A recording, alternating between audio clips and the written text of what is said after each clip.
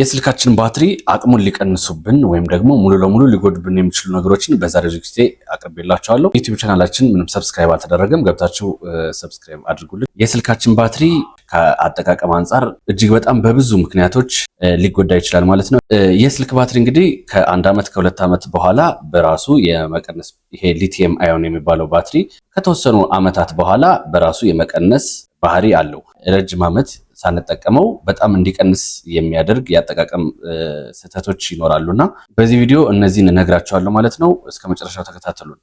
በመጀመሪያ ብዙዎቻችን ቼክ የማናደርገው ባክግራውንድ አፕ ነው። ባክግራውንድ አፕ ለምሳሌ አንድ ነገር እየተጠቀምኩ ዳታ የሚጠቀሙ አፕሊኬሽኖች ባክግራውንድ ላይ ራን ከሆኑ ባትሪውን እጅግ በጣም ስለሚጠቀሙ ባትሪው ቶሎ የማለቅ እድል ይኖረዋል። ባክግራውንድ አፕሊኬሽኖችን ማጥፋት አንዱ መፍትሄ ነው።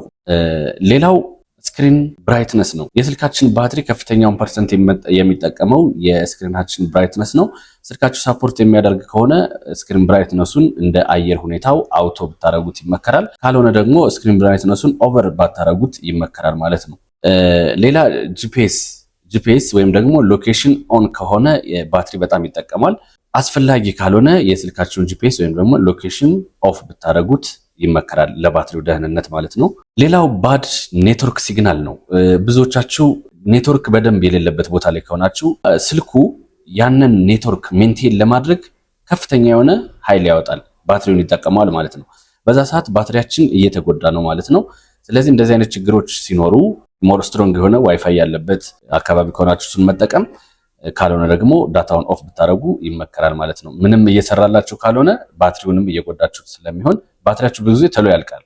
ባድ የኔትወርክ ሲግናል ያለበት ቦታ ላይ ከሆናችሁ የስልካችሁ ባትሪ ተሎ ያልቃል፣ ይታወቃል። ስለዚህ እሱ አንዱ ለባትሪ መጥፎ የሚባል ኬዝ ነው ማለት ነው። ሌላው ባክግራውንድ ሲንክ የሚባለው ነው። ባክግራውንድ ሲንክ እንግዲህ የተለያየ ጂሜል ሊሆን ይችላል፣ ክላውድ ላይ ሊሆን ይችላል፣ ወይም ደግሞ ባክግራውንድ አፕሊኬሽኖች አፕዴት ሊሆን ይችላል። እነዚህን ነገሮች አስጀምራችሁ እናንተ ሌላ ነገር እየተጠቀማችሁ ከሆነ ስራውን እየሰራ ስለሆነ ባክግራውንድ ያለው አፕዴት ሊሆን ይችላል ወይም ደግሞ አፕሎድ፣ እሱን ስራ እየሰራ እናንተ ደግሞ ሌላ ነገር ስልኩን ብትጠቀሙበት ባትሪው ሁሉንም ስራ በአንድ አይነት ሰዓት እየሰራ ስለሆነ የመጎዳት ፕሮባቢሊቲ ይኖረዋል ማለት ነው። ስለዚህ ይሄ በሚሆንበት ጊዜ እናንተ ባክግራውንድ ሲንክ ወይ ደግሞ ጨርሳችሁ ሌላ ስራ መጀመር ወይ ደግሞ ሌላ ስራ ስትሰሩ በስልካችሁ እነዚህ ነገሮች ማጥፋት ይኖርባቸዋል ማለት ነው። ሌላው ስልካችን ቻርጅ አደራረጋችን አሁን በቅርብ የወጣ ጥናት አለ።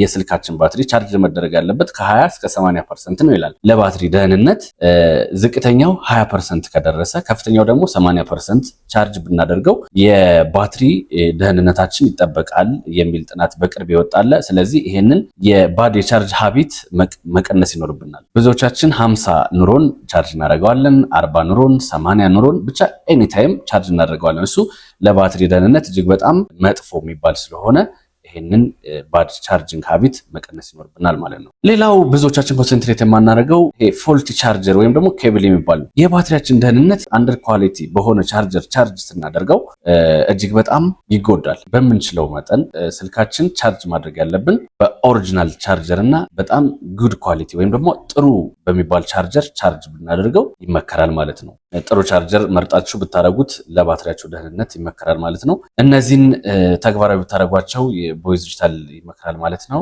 ቪዲዮ ከተመቻችሁ ፎሎ አድርጉን። በያላችሁበት መልካም ጊዜን ተመኘ።